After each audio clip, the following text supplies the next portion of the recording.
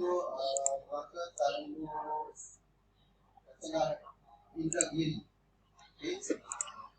Assalamualaikum warahmatullahi wabarakatuh. Okay, kita akan sambung dengan topik kita. Masih lagi bab 1, organisasi tisu tumbuhan dan pertumbuhan. Okay, hari ini cikgu nak masuk pada 1.2, tisu meristem dan pertumbuhan.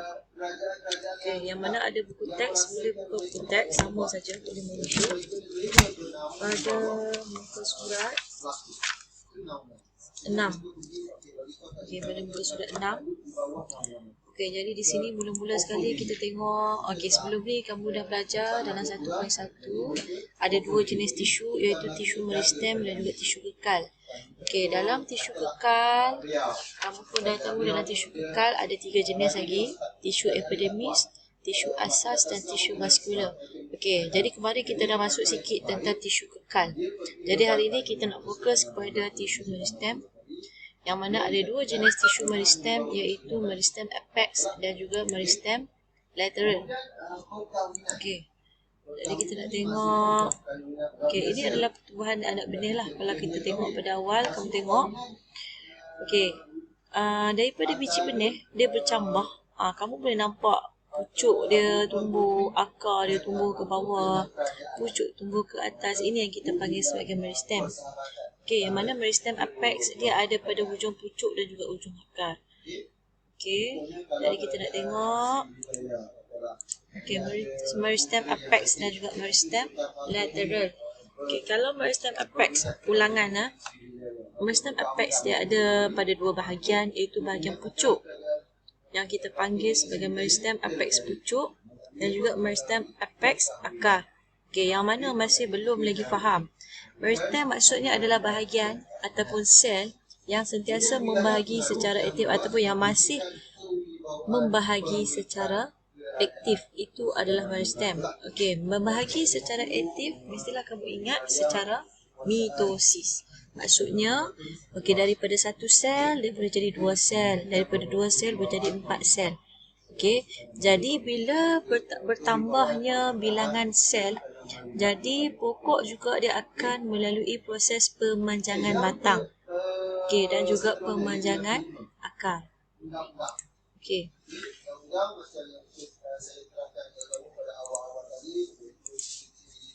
Kita tengok kepada zon pertumbuhan. Okey, dalam meristem, okey, meristem ni dia terlibat dengan pemanjangan pokok. Okey, itu kita panggil sebagai pertumbuhan primer. Okey, jadi dalam pertumbuhan dia terbahagi kepada 3 zon.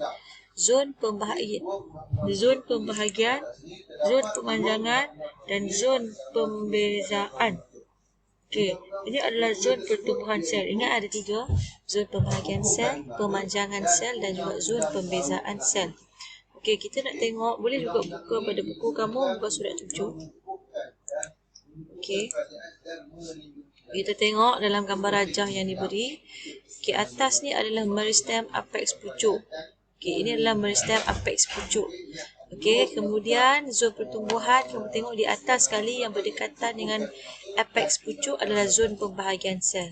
Bahagian yang kedua adalah zon pemanjangan sel. Okey, dekat zon pemanjangan sel, kamu boleh nampak tisu vaskular mula terbentuk. Tisu vaskular tu ada 2 lah, xylem dengan phloem. Okey, kemudian zon yang ketiga kita ada zon pembezaan sel. Okey, dalam zon pembezaan sel kita boleh nampak xylem dan phloem dengan jelas. Kemudian ada cortex dan juga epidermis ni memang ada lah. Okey. Dan di bawah sekali adalah tisu matang. Ini baru dekat bahagian apex pucuk. Okey, kalau kita tengok, okey, dekat bahagian hujung akar pun dia ada 3 zon juga. Tapi dia berlawanan lah, dia bermula dengan bawah. Okey, dekat bawah ni kamu nampak yang warna coklat yang terang, ini adalah jidal akar. Okey, jidal akar ni dia tebal dan nanti dia akan dihauskan. Okey, lepas jidal akar barulah ada meristem apex akar. Jadi kalau meristem apex akar ni dia nak membesar, jadi jidal akar ni perlu dihauskan dahulu. Macam mana dia dihauskan? Nanti bila dia akan tumbuh ke bawah, dia akan bergeser dengan tanah. Okey, jadi dia akan menjadi haus. Okey, jadi kita tengok bahagian pertama daripada bawah adalah zon pembahagian sel. Okey, bahagian yang kedua adalah zon pemanjangan sel. Okey, yang ketiga, kamu nampak di hujung-hujung di antara zon pemanjangan sel dan zon pembezaan sel. Tisu vaskular dia mula terbentuk untuk menghasilkan xilem dan floema yang lebih jelas. Okey, dan untuk akar, kamu kena ingat, okey, epidermis dia akan melalui proses pembezaan. Okey, dia akan bertukarlah, okey, menjadi akar, rambut akar. Rambut akar ni adalah modified daripada epidermis. Okey. Kemudian kita tengok pula kepada penerangan setiap pembahagian. Okey, zon pembahagian sel, okey, boleh rujuk muka surat 8. Okey, zon pembahagian sel ni dia berlaku pada meristem apex. Okey, meristem apex yang terdiri daripada sel-sel meristem yang giat membahagi secara mitosis. Okey, kalau kita tengok tadi, kalau dekat pucuk dia berlaku dekat atas lah pucuk. Kalau dekat bawah pula dia berlaku dekat bahagian dengan akar. Okey, dia membahagi secara mitosis. Jadi daripada satu sel dia boleh jadi 2 sel, jadi 4 sel, jadi 8 sel dan jadi banyak-banyak. Okey, dia bertambah bilangan dia. Okey, bila bertambah bilangan sel, dia akan menyebabkan peningkatan kepanjangan batang tumbuhan. Okey, jadi bila dah terlampau banyak, okey, kita tengok patah balik daripada sini. Bila dah terlampau banyak sel tu, daripada sinilah. Okey, dah dekat zon pembahagian sel, dah banyak membahagi sel. Jadi, sel-sel yang terbentuk yang lama tu, yang asal di awal terbentuk, dia akan ditolak ke zon pemanjangan sel di sini. Sebab tu dia boleh jadi panjang. Okey, kemudian kita tengok pula kepada zon pemanjangan sel. Okey, zon yang kedua, apa yang berlaku adalah okey, sel-sel mengalami pertambahan saiz. Kalau pembahagian sel, dia melalui proses pertambahan bilangan. Okey, jadi pada zon pemanjangan sel ni, apa yang berlaku adalah sel-sel ni, dia bertambah saiz. Macam mana dia boleh bertambah saiz? Okey, sebab dia akan berlaku resapan air secara osmosis dan juga penyerapan nutrien ke dalam sel serta disimpan di dalam vakuole. Okey, dia akan simpan ni, nampak ni Daripada kalau kamu tengok daripada vakuole yang kecil-kecil ni, dia akan menyerap air akan masuk secara osmosis, kemudian dia akan membesar, bila membesar dia akan bergabung, okey, menjadi satu vakuole yang besar. Jadi proses pembentukan satu vakuole yang besar kita namakan sebagai pembakualan. Okey, yang ni kamu kena ingat, ini adalah satu proses. Okey, kalau tanya macam mana proses pembakualan berlaku, okey, kena terangkanlah. Kemasukan air ke dalam vakuole secara osmosis, vakuole kecil bergabung membentuk vakuole besar.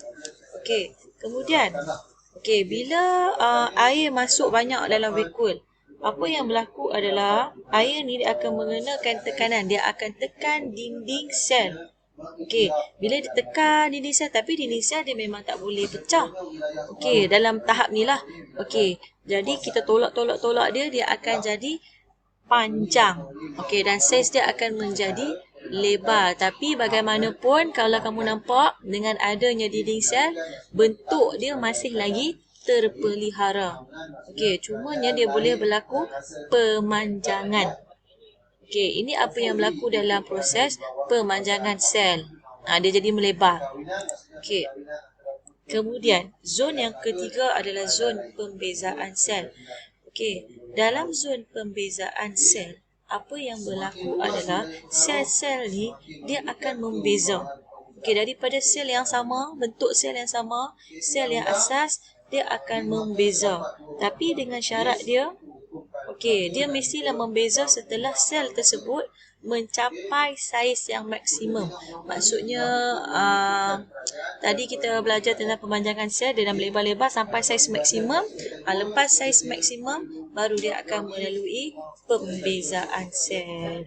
Okey, kenapa sel perlu melalui proses pembezaan?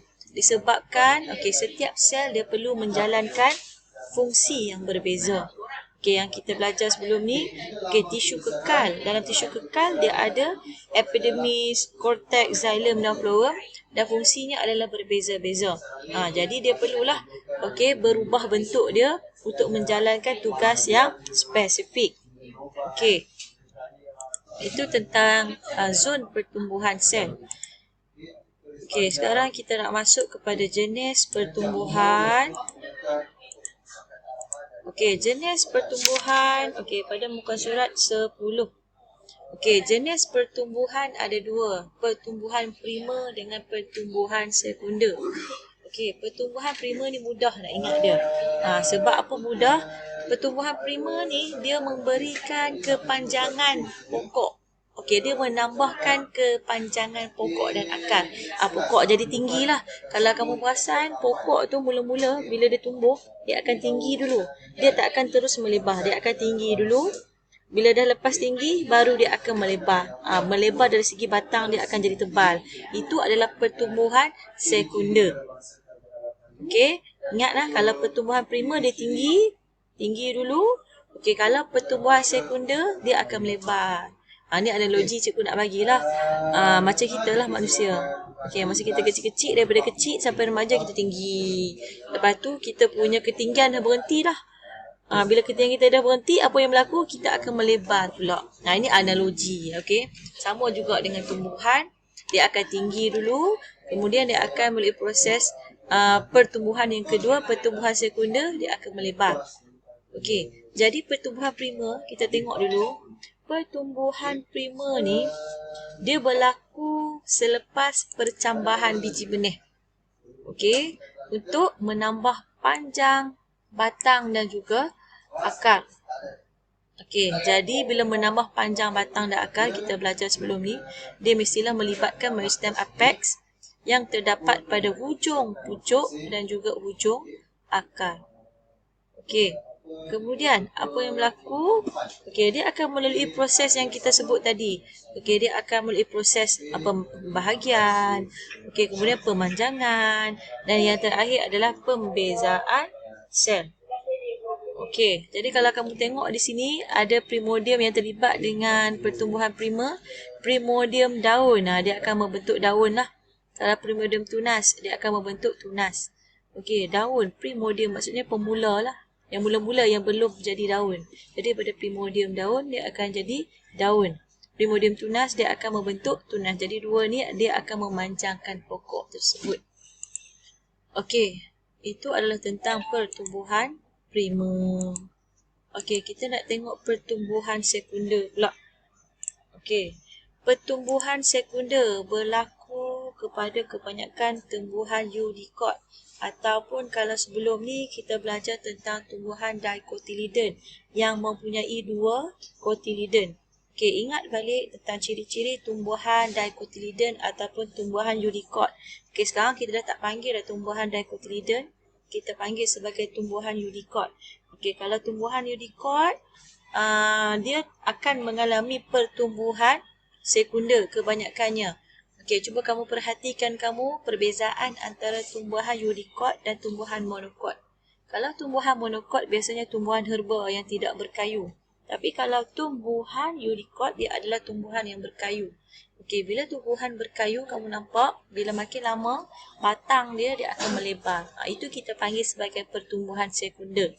Okey, cikgu bagi contoh, kamu bayangkan tumbuhan monokot yang pertama adalah jagung.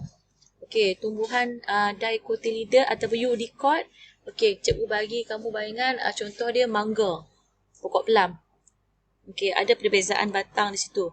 Okey, satu berkayu, satu tidak berkayu. Yang mana batang yang berkayu dia lagi melebar, menunjukkan dia mengalami proses pertumbuhan sekunder. Walau bagaimanapun, ada juga tumbuhan monokot yang melalui pertumbuhan sekunder. Cuba namakan apa pertumbuhan yang tidak tumbuhan yang tidak berkayu, tapi kamu nampak dia bentuk dia melebar. Boleh namakan dan bagi tahu kat cikgu nanti. Okey, jadi kita nak tengok keratan rentas. Kita tengok dulu keratan rentas tumbuhan eudikot.